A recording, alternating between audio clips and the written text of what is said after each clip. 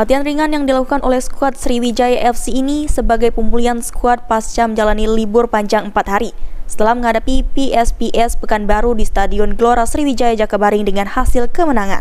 Dalam latihan ini, skuad SFC didampingi asisten pelatih Mahyadi Pangabean. Disampaikan oleh mantan pemain SFC ini, kondisi para anak asuhnya dalam keadaan fit, tidak ada yang alami gangguan cedera.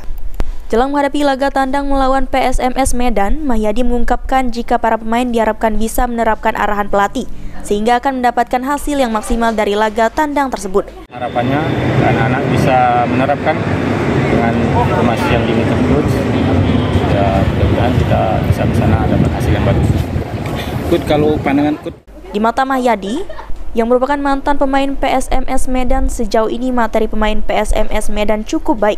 Namun saat ini PSMS Medan sendiri alami pergantian pelatih sehingga perlu dipelajari lagi. Firman Hidayat, PAL TV.